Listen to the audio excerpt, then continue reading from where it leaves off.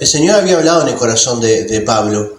Había hablado de una forma muy personal, pero también que iba a abarcar a otras personas. Y Pablo tomó el desafío y empieza diciendo, yo estoy preso. Y dice, ¿pero cómo? ¿Tomó el desafío y está preso? Sí, está preso por predicar a los gentiles. Cuando el Señor nos habla a nosotros, nos desafía a cosas que nos pueden llevar a lugares que no queremos estar, pero eso es cumplir con el propósito de Dios en nuestra vida. Pero Pablo dice, Señor, yo seguí tu voluntad, preso soy, preso estoy. Pablo ahí está preso en Roma, justamente por predicar a los gentiles, que es lo que Dios le había dicho que haga. Por esta causa yo, Pablo, prisionero de Cristo Jesús, por vosotros los gentiles. Así empieza el capítulo 3 del libro de Efesios. Le está hablando a la iglesia de Éfeso, que es una iglesia gentil, y le está diciendo, yo estoy preso a causa de ustedes. Y uno dice, pará, Pablo, no empieces así capítulo 3, parece un reproche, ¿verdad? Pero todo menos un reproche, no es un reproche. Si después seguimos leyendo, nos damos cuenta que las palabras de Pablo están llenas de gozo. Yo estoy contento de que esté preso, no por asesino, no por ladrón, sino por predicar a los gentiles. Es una gloria. Esto glorifica al Señor, el hecho que yo esté aquí preso en Roma. Pablo escribe, obviamente estamos en el capítulo 3, hay capítulos anteriores a esto, y la carta de Efesios es una carta realmente importante en la Biblia. Si no estuviera la carta de Efesios en la Biblia, nos perderíamos muchas cosas. Por ejemplo, nos perderíamos mucho acerca del pueblo de Dios, cómo se compone el pueblo de Dios. Allí habla de judíos y gentiles, ese es un tema muy importante. Pero además, nos perderíamos mucho sobre la Trinidad también. Saben que en Efesios, Pablo se encarga mucho de mencionar Padre, Hijo y Espíritu Santo en todas las acciones de Dios. Siempre están vinculados las tres personas allí. Nos perderíamos sobre todas esas cosas, un tema muy importante que es la gracia de Dios, entender de la gracia de Dios. Y también nos faltaría entender un poco, sin el libro de Efesios, aunque también es mencionado tanto en el Antiguo como en el Nuevo Testamento, nos faltaría entender qué es estar unido a Cristo, qué es estar en Cristo.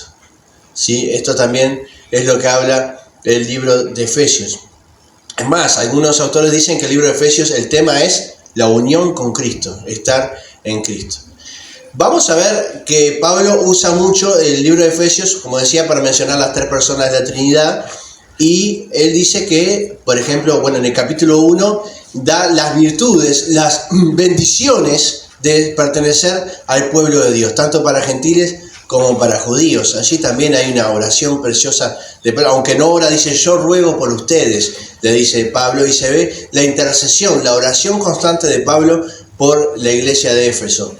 El libro de Efesios nos muestra, por ejemplo, que la humanidad estaba perdida y el Padre nos eligió de antemano para salvación. Después en Romanos 10 podemos ver esta aclaración. Dios quiere que toda la humanidad se salve. El Cristo no vino a morir por algunos escogidos, vino a morir por la humanidad. Ahora, Dios sabe de antemano quiénes son aquellos que lo van a seguir y quiénes no lo van a seguir. ¿Por qué? Porque Dios no está en una línea de tiempo como nosotros. Dios no está en el presente, en el pasado o en el futuro. Dios ve todo el tiempo a la vez, ¿sí? Él está por fuera de la línea del tiempo. Así que sabe bien aquellos que lo van a seguir o aquellos que no. Entonces dice Romano en un momento, Dios va a usar los vasos de honra para honra y los vasos de deshonra para deshonra. ¿Qué significa? Aquellos que lo van a seguir, Dios lo va a usar para glorificar su nombre y para ser parte del mover del reino de Dios en la tierra. Los vasos que son para deshonra, también Dios los puede usar. Recordemos la historia del faraón, ¿no? Cuando Moisés está saliendo, dice que Dios endurece el corazón del faraón. ¿Por qué? Le dice, faraón, sí, decime, Dios de Israel, ¿qué pasó? ¿A dónde vas? Yo al infierno. ¿No me haces un mandadito antes? Le dice Dios. ¿No me tentás un poco al pueblo? ¿No me lo aguantás? Sí, claro, cómo no, si yo voy para ahí. Dios puede usar la decisión, el libre albedrío, la libre elección de las personas de seguirlo o no. Porque Él ya sabe, Él ve, la película la vio antes que nosotros. Él ya conoce los tiempos. Esto no quiere decir que Dios va a elegir a unos para maldición y a otros para bendición, como se dice muchas veces. Porque si fuera así, miren lo grave que es decir que Dios elige para maldición o bendición, que si fuera así, Dios creó a algunas personas para maldición. Las creó para que se vayan al infierno. ¿Por qué? Porque Él sabía, Él lo eligió directamente, cuando lo creó, lo eligió para maldición. Entonces no lo hubieras creado. Si nadie está pidiendo que se llene el infierno, ¿para qué creaste a alguien si vos lo elegís para que se pierda? Bueno, porque no es así. ¿Qué dijo Dios en Génesis capítulo 2? Dice que Dios creó al hombre y a la mujer y vio que eso era bueno. Dios creó al hombre y a la mujer y vio que era bueno. Lo creó para que vivieran con Él, para que disfrutaran de la perfección de Dios, de la gloria de Dios, y los puso allí en el Edén para que disfrutaran de todas esas cosas, de una relación íntima y perfecta con el Señor. Pero el hombre decidió corromper los mandamientos de Dios. El hombre y la mujer decidieron alejarse de Dios y por eso fueron echados del Edén. Y ahí entra el pecado en el mundo. La gente se pierde por el pecado en el mundo, por las decisiones que toman de seguir a Dios o no seguirlo a Dios. Entonces, allí en Efesios va a hablar de lo que es que Dios nos escoge, es decir, nos ve de antemano y nos usa como pueblo de Dios en este mundo. Después va a hablar que es el pueblo de Dios. Después va a hablar también de Jesucristo y va a decir que Él es aquel en el cual vamos y arrepentidos y Él nos perdona. Jesucristo vino a salvar, y Él lo dice, a los que se habían perdido. A los que se habían perdido, no a los que Él había perdido, a los que se habían perdido. Por elección propia, se alejaron de Dios. Cristo dice, yo no vine por los sanos, yo vine por los que están enfermos. Dice allí en Lucas capítulo 15, que Él comía con los pecadores. Él se sentaba a la mesa con los pecadores. Y allí cuenta las parábolas, ¿no? Y dice, alégrense, porque aquello que se había perdido es encontrado. Gócense conmigo de que aquello que se había perdido es encontrado. Eso es lo que Cristo hace por nosotros y también aparece en el libro de Efesios. Y después habla del Espíritu Santo, que es aquel que nos da la fuerza para poder cumplir lo que el Señor pone en nuestras vidas. Ese es el desafío. Y el Espíritu Santo dice que es una garantía de que hemos creído en el Señor. Es una garantía. Si tenemos el Espíritu Santo, donde está el Espíritu, no están las tinieblas. Es una garantía de que estamos con el Señor. Por eso el libro de Efesios es tan maravilloso. Y ahora va a hablar en este capítulo 3, porque podemos hablar muchísimo del libro de Efesios y perdernos ahí. En este capítulo 3 va a hablar de lo que es el pueblo de Dios. ¿Cuál es el pueblo de Dios? Acuérdense que es una carta escrita a los gentiles. Así que le dice, en primer lugar, muchachos, estoy preso por ustedes. Eso le dice en primer lugar. Dice, uy, esto parece que, ¿cómo avanzará? Por esta causa yo, Pablo, prisionero de Cristo Jesús, por ustedes, los gentiles. Seguramente han oído de la administración de la gracia de Dios que me fue dada para con vosotros. Es decir, era un tema que se había comunicado, lo que a Pablo le había pasado, de la gracia de Pablo. ¿Tendrá que ver con la conversión de Pablo?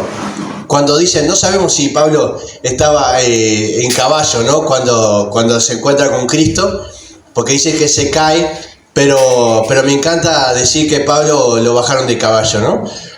Porque venía agrandadito, él creía tener la razón, pero el encuentro con Cristo lo baja de caballo. Y allí tiene una conversión, y tal vez allí está mismo la revelación. Bueno, después Pablo queda ciego y se le revela también cuál era lo que era lo que Dios quería para Pablo, que era la predicación a las naciones, la predicación a los gentiles. Entonces esto se había difundido por todos lados. Y si ustedes saben bien, y cuando habla de la administración de la gracia, está hablando de cuál era el plan de Dios. La administración de la gracia significa, ustedes saben bien cuál es el plan de Dios para ustedes, para los gentiles. Ustedes saben bien que Dios me presentó un plan específico para ustedes. Eso es lo que le está diciendo.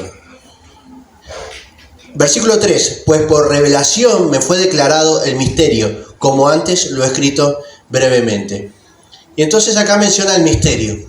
Por revelación me fue declarado el misterio. Y él dice, ¿qué misterio? ¿Cuál misterio? Bueno, tranquilos. En primer lugar tenemos que ver que fue por revelación. En Gálatas, Pablo va a decir, a mí no me lo enseñó ningún hombre, ¿eh? Yo no estuve con los apóstoles, yo no estuve con Pedro para que me enseñara de esto. Porque se acuerdan que Pedro había tenido una revelación de los gentiles también. Después tuvo la casa de Cornelio, vio el Espíritu Santo descendiendo sobre los gentiles. Pero dice, yo no estuve con Pedro, ¿eh? A mí no me lo enseñaron los apóstoles, a mí me lo enseñó el Señor y me lo reveló el Señor de forma personal. Esto es increíble. ¿Cómo Pablo, si el Señor ya no estaba? Bueno, tuvo un encuentro con el Cristo resucitado, ahí tenemos una pista. Dice, pero a mí me lo enseñó el Señor.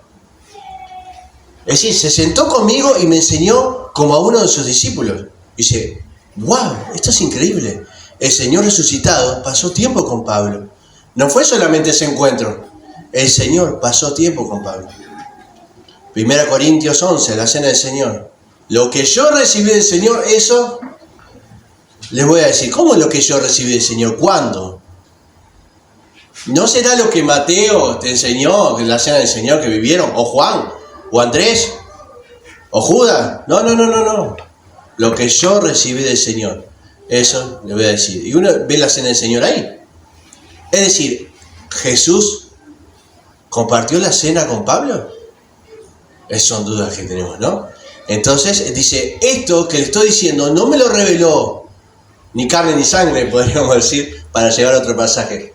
Sino me lo reveló el Señor mismo, estuvo conmigo. Un dato curioso, lo tomamos con pinza, pero es un dato curioso.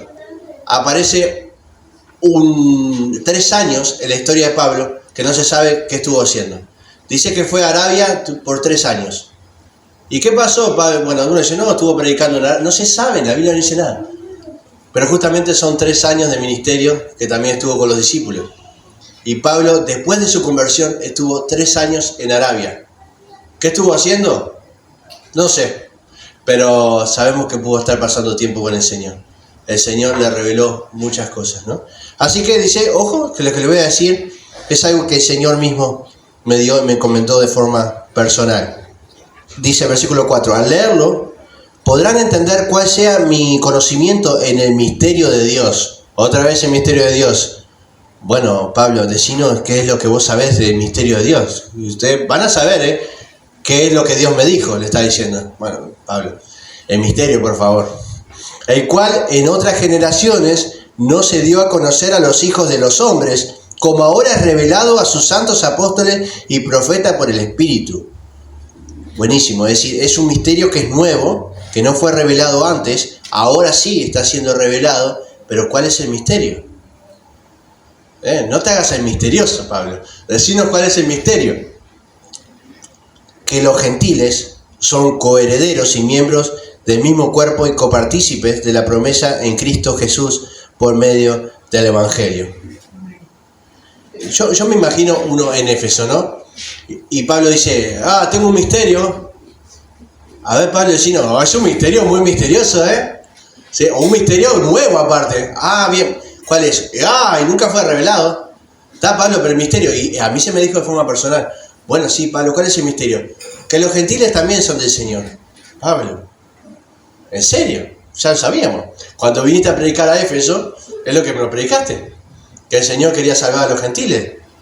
¿No predicaste la obra de Cristo? Si no, no hubiéramos aceptado el Evangelio. Pablo, esto no es nuevo. Es más, Pablo, porque capaz que no te enteraste, pero Pedro estuvo en la casa de un gentil y el Espíritu Santo descendió sobre los gentiles. Pablo, no es un misterio. Lo que me decís no es nada nuevo. Claro, a veces se entiende como que el misterio es que el pueblo es gentiles y judíos, pero ese no es el misterio. Eso ya lo sabían. Si vemos en Hechos, Hechos capítulo 2, el Espíritu Santo desciende sobre ¿quién? judíos, estaban los apóstoles, eran solo judíos. El Espíritu Santo desciende sobre los judíos. Hechos capítulo 8 está lo que es el movimiento en Samaria. Un gran movimiento en Samaria, donde después vienen, si no me equivoco, Pedro y Juan imponen las manos y dice que el Espíritu Santo desciende sobre aquellos que habían aceptado al Señor. Es decir, tenemos judíos y tenemos samaritanos. Capítulo 10, desciende el Espíritu Santo sobre los gentiles. Así que bueno, no era una noticia nueva. Pero ¿cuál es la noticia que les quiere dar Pablo? Ustedes son considerados hijos de Dios en el mismo orden que un judío. Ese es el misterio. ¿Por qué? Porque los judíos que habían aceptado a Cristo, había muchos judaizantes que creían que era una continuación del judaísmo, simplemente se estaban convirtiendo a un nuevo judaísmo, entonces que le exigían que sigan las leyes de Moisés. Por ejemplo, le exigían que cumplan con algunas leyes del Antiguo Testamento. Por ejemplo, decían, bueno, ahora hay que circuncidarse. Ahora hay que cumplir con los días festivos que tenemos en el Antiguo Testamento. Entonces esos judaizantes creían de que ellos eran de una orden superior.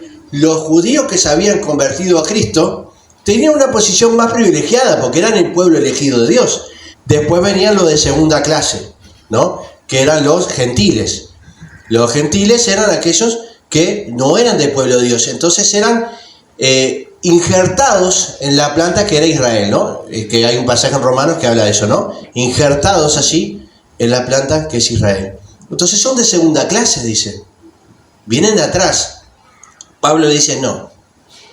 Judíos y gentiles, samaritanos, todos los que han creído en Jesucristo, ya no son judíos, ya no son gentiles, ya no son samaritanos. Son el pueblo de Dios. Son el pueblo de Dios. Y Dios los ve como su pueblo, como sus hijos. No son de segunda clase. Este es el misterio que fue revelado. Yo les vengo a decir que el Señor nos salvó a todos por gracia. A todos nos salvó de la misma manera, por su gracia. La salvación es un regalo de Dios, para judíos, para gentiles, para samaritanos, que hayan querido en Cristo. Para todos es un regalo dado por el Señor. Este es el gran misterio, y esto seguramente sí hubiera sido una gran sorpresa para los efesios que se creían inferiores a los judíos. Fíjense el versículo 7, dice, del cual yo fui hecho ministro por el don de la gracia de Dios que me ha sido dado según la acción de su poder. Pablo se pone como ejemplo. Pablo era judío, y era un buen judío. Esos judíos, es decir, sabía la ley de memoria, era maestro de la ley, se había capacitado en las mejores universidades judías. Él sí que era judío. Él realmente era una persona que se había dedicado a la ley. Y dice, yo recibí la gracia de Dios por el poder de Dios. Yo no soy más que ustedes. Yo estoy preso por ustedes, pero no soy más que ustedes.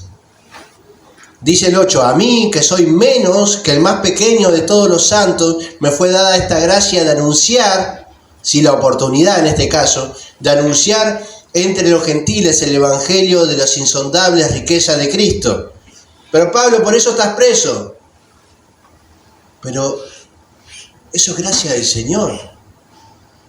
Me gozo en estar preso por algo que el Señor me ha encomendado y que es importante para su reino, la predicación a los gentiles. Y dice, soy menos. Tal vez se esté refiriendo a que es el último de los apóstoles, ¿sí? Pero él quiere mostrar de que siendo judío, siendo maestro de la ley en su momento, él no es más que nadie. Y que el Señor quiere que todos vayamos a Él de la misma manera. Hermanos, a veces podemos creer que algunos están más cerca del Señor, que algunos están más privilegiados. No, aquel está bien, aquel... le exigimos más a unos que a nosotros mismos, ¿no? No, es líder. Como es líder, tiene que comportarse como un líder. El pastor tiene que ser santo, pulcro y... no, ustedes no. Digo, qué fácil, ¿no? Es decir, tomamos a algunos, no, lo que pasa es que el ministro de alabanza tiene que ser una persona santa, con una familia que siga al Señor, que le pueda enseñar de la palabra de Dios a su familia, a sus hijos, que pueda conducir a su familia de la mejor manera, que sea buen ejemplo en su trabajo. No, los demás no, porque esos son un poquito más, estamos hablando de otra cosa. Y cuando decimos, bueno, hermanos, vamos a leer la Biblia, a estudiar la Biblia, a aprenderla, bueno, pero yo no soy maestro. Los maestros de la iglesia saben mucho de Biblia, algunos saben mucho, está bien, pero ellos están para eso. Y para Dios somos todos iguales. Y Dios espera de todos lo mismo. No hay privilegios acá, no hay más exigencias que otras. Dios espera que nos acerquemos a Él de la misma manera. Y entonces depende de nosotros. Porque muchas veces estamos esperando por otro. Si yo no crezco es porque no vinieron, no me hicieron crecer, no me dieron la comida, no me mimaron, no. El Señor espera que vos te acerques a Él, que lo adores, que lo alabes, que leas sus palabras, que ores, que vos te acerques a Él. Ya no somos niños que necesitamos una lechita ahí, que ya no podemos agarrar el vaso, que nos tiene que dar con una mamadera y sostener la mamadera, si no se nos cae. Y necesitamos esforzarnos por acercarnos al Señor, porque somos pueblo de Dios y somos iguales. No, aquel sí, aquel tiene muchos años, aquel sí tiene la responsabilidad de avanzar. Nosotros no, ¿por qué? ¿Por qué? Si yo siempre estuve en esta condición cómodo, si a mí no me dan y yo no recibo. Pero el Señor nos exige mucho más que eso. Nos exige acercarnos a Él. Pablo es Pablo y dice, yo soy menos.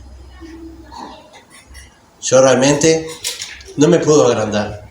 Yo soy como ustedes, judíos que saben mucho de la ley, gentiles que no saben nada.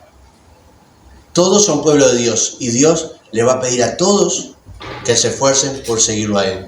Todos son salvos por la misma gracia. Versículo 9, y de aclarar a todos cuál sea el plan del misterio escondido desde los siglos en Dios, el creador de todas las cosas, para que la multiforme sabiduría de Dios sea ahora dada a conocer por medio de la iglesia a los principados y potestades en los lugares celestiales. Me encanta este pasaje, más allá de que es un pasaje difícil, que algunos lo han interpretado como que son naciones más bien en la tierra, que el evangelio se tiene que extender por la tierra, y algunos lo han interpretado como que se trata de huestes celestiales, es decir, de demonios y diferentes tipos de huestes malignos, donde la iglesia se opone. A mí me hace ver este pasaje de que la iglesia, una vez que está en el mundo, genera una oposición, que Satanás quiere avanzar y la iglesia no se lo permite. Porque la iglesia está representando la voluntad de Dios en la tierra. Y Satanás no puede avanzar si la iglesia está por delante.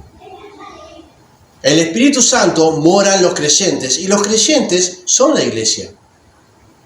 Por ende, la iglesia siempre va a ser una oposición. Hermano, usted puede decir, yo soy un cristiano que no leo mucho la escritura, prefiero que lo hagan aquellos que son líderes, ojo que aquel estudió seminario, ese sí tiene la responsabilidad, porque él es seminarista, ¿sí? A mí, yo con un salmo por día ya estoy, pero bueno, el Señor entiende, porque aquel sabe, y aquel no, aquel es un buen cristiano, yo me conformo con ser el cristiano que soy, ¿no? Estamos muchas veces así, pero hermanos, nosotros somos oposición en esta tierra, y Satanás también va a querer pasar por encima nuestro, y nosotros vamos a estar débiles o vamos a estar fuertes en el Señor. O creen que algunos luchan y otros no luchan. O creen que algunos son oposición y otros no. Es decir, somos hijos de Dios, vamos a hacer oposición para el Satanás. Y esto no es decir, oh, cuidado, qué miedo, ahí viene el cuco. Tiene que ver con tener la armadura de Dios. Efesios capítulo 6. La armadura de Dios completa en nosotros. Cuando vamos a la guerra, cuando un soldado iba a la guerra, si iba sin armadura estaba mucho más expuesto. Y la armadura tiene varias partes. ¿Se acuerdan del casco de la fe que decía, yo soy salvo y mi salvación es segura en el Señor? Pero no, como yo soy un cristiano que me quedo ahí, me limito a lo que estoy haciendo ahora, puede ser que no traiga puesto el casco de la fe.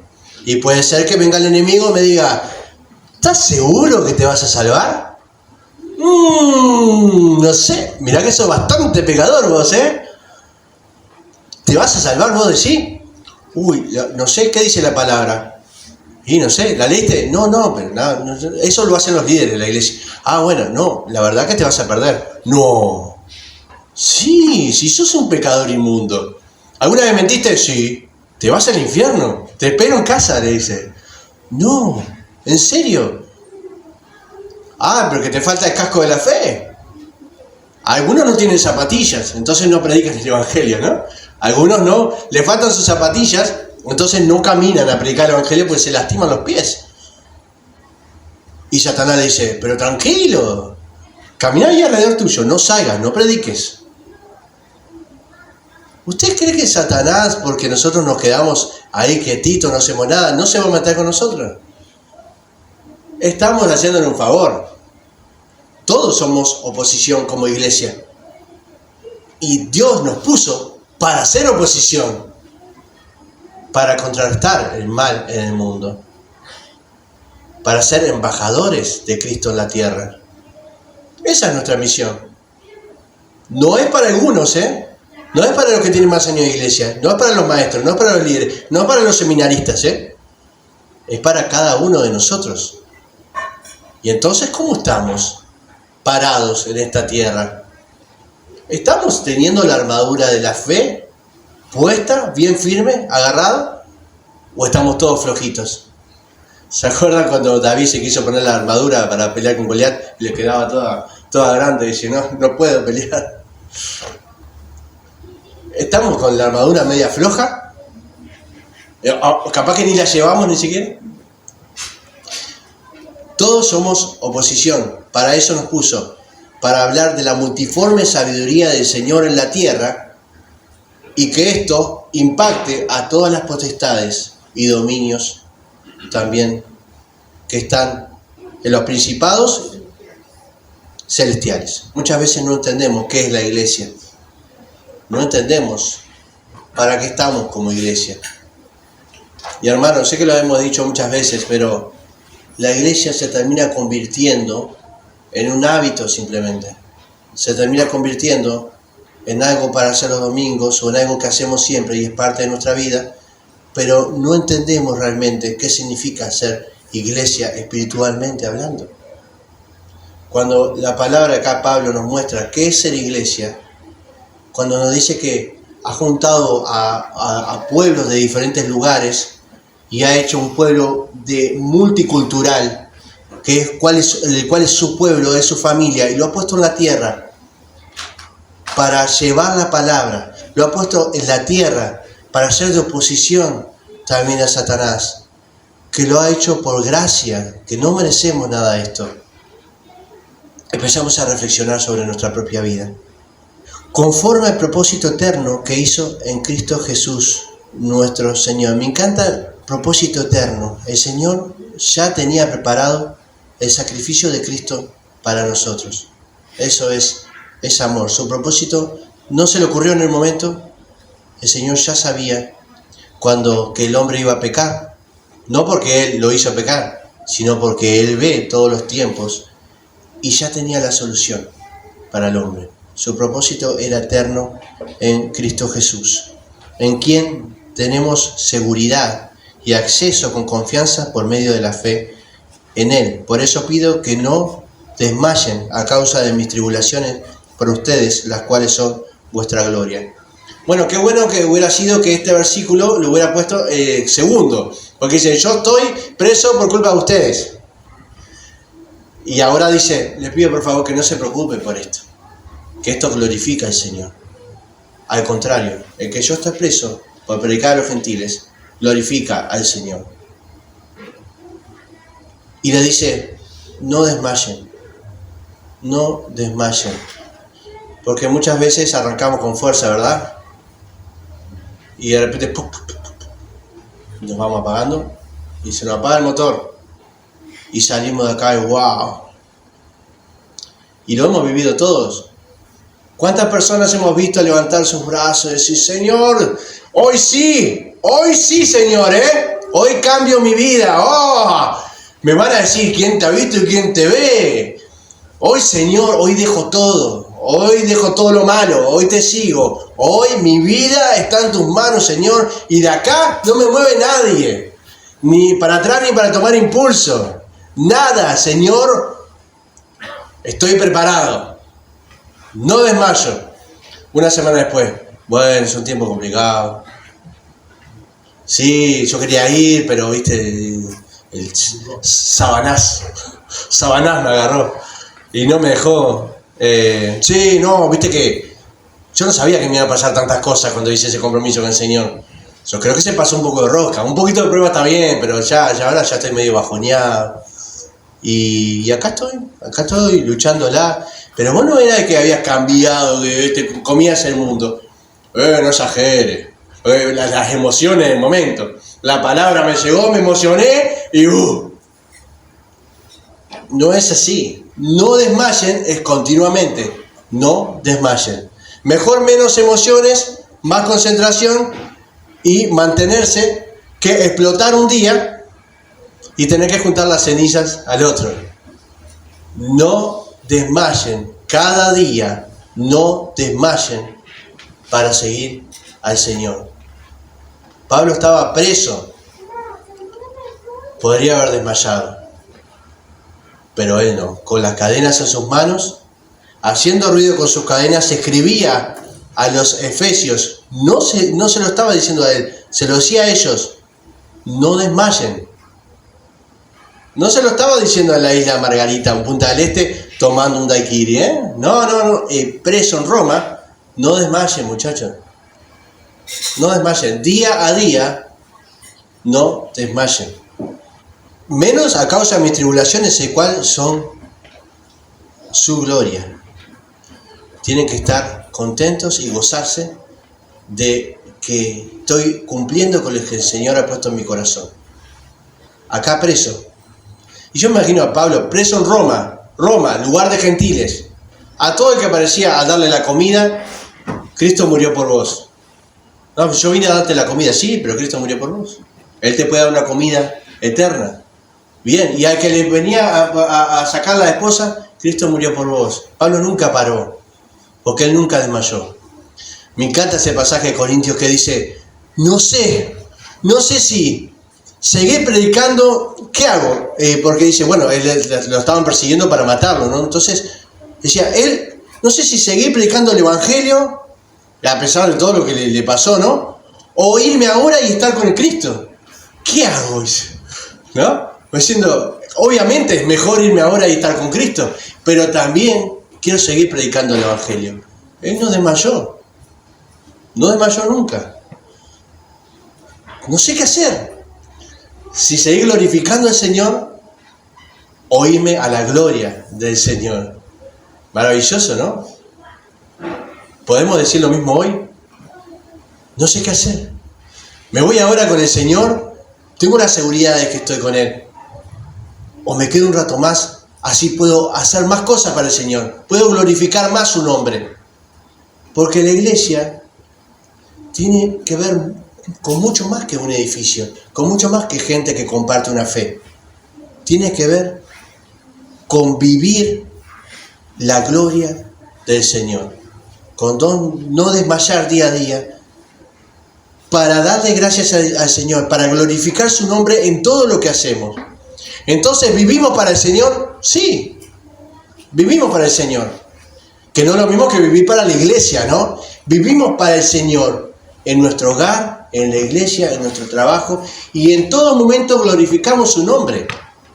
Ese es el centro de nuestra vida. El Espíritu Santo no mora en nosotros para que compartamos una partecita de nuestra vida. Mora en nosotros para llenarnos completamente de Dios. y para glorificar a Dios en todo momento y no desmayar. No es aquí, es acá, es cuando llegamos a nuestra casa, es en todo momento, hasta cuando dormimos, estamos siendo iglesia y estamos glorificando al Señor. Así que no desmayen, hermanos, no desmayemos. Van a pasar cosas difíciles, pero no desmayemos. Y esto era algo serio que Pablo le decía a la congregación. ¿Y por qué sabemos que es serio? Porque él doblaba sus rodillas y le pedía a Dios esto: Señor, por favor, dale la fuerza para que no desmaye.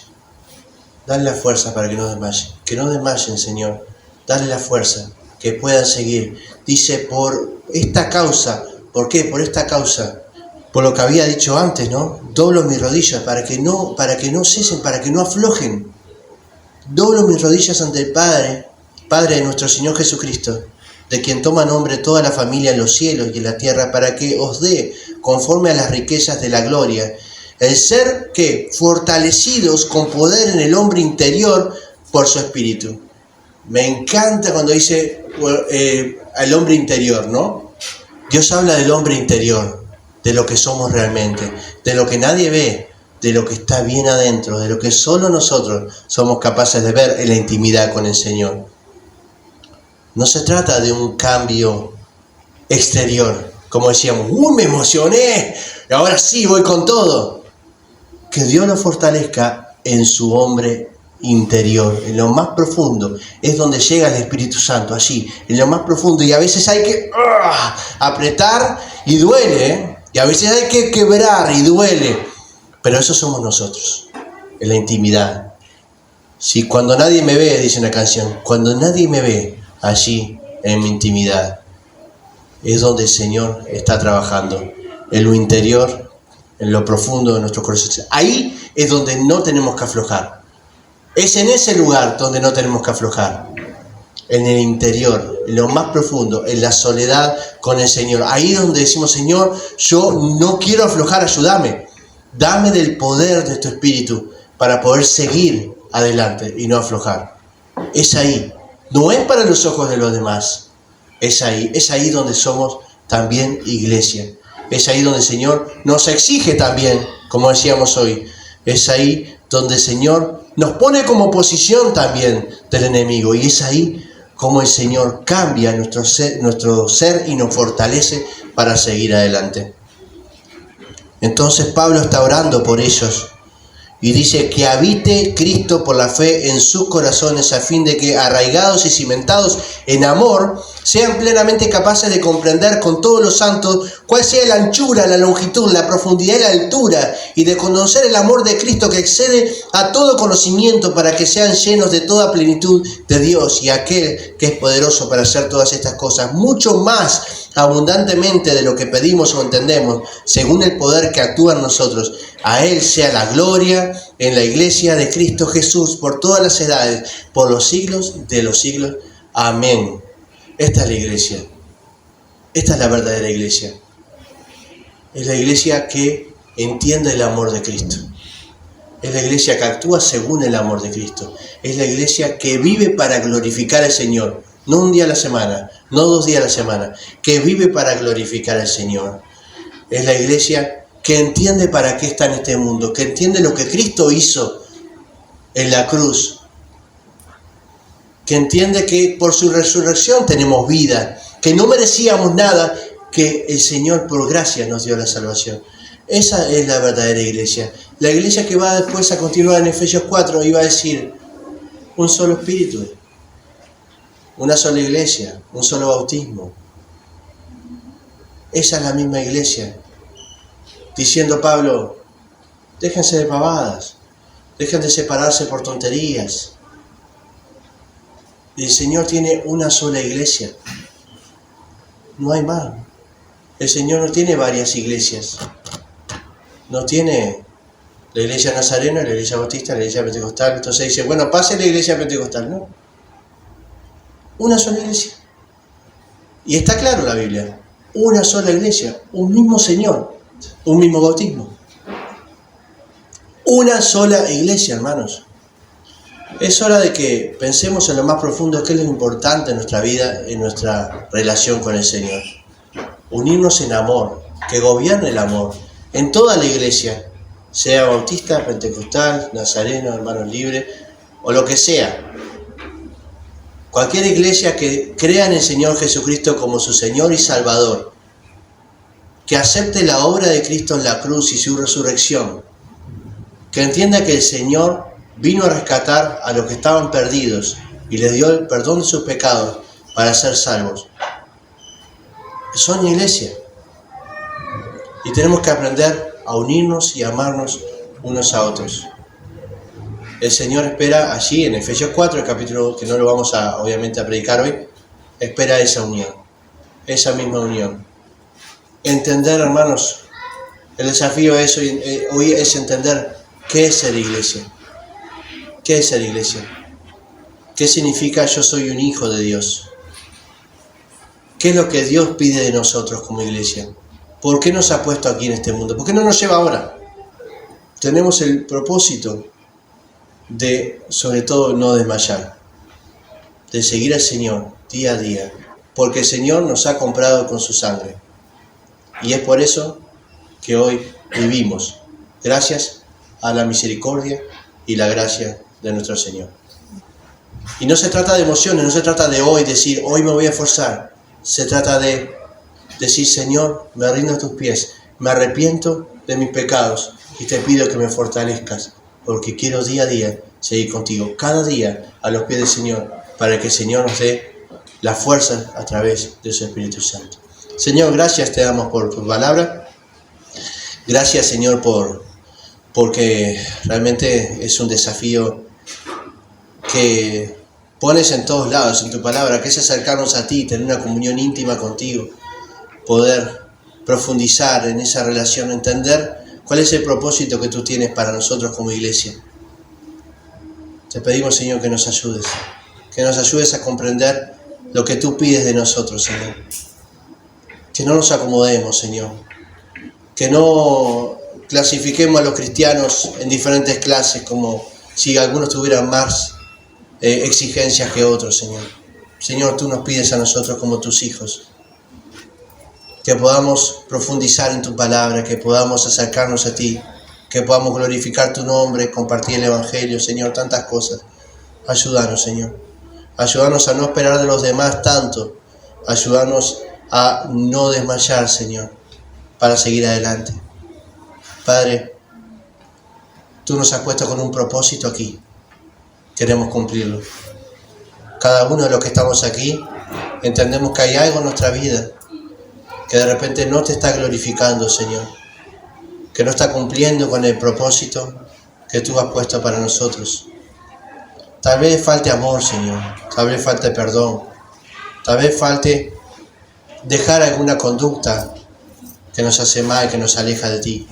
Señor, tú sabes, Padre, te pedimos que nos dé la fuerza, que nos perdone, Señor, y que nos dé la fuerza para no desmayar. Gracias te damos, Señor. Todos aquí deseamos que esta sea una iglesia que cada vez se amen más unos a otros, Señor. Que podamos entender realmente el amor de Cristo. Te rogamos que nos ayudes a seguir glorificando tu nombre en el resto del día. Que, Señor, que no perdamos sintonía contigo. Y, Señor, que entendamos cada día de nuestra vida que debemos estar a tus pies. Gracias te damos. En nombre de Cristo Jesús. Amén.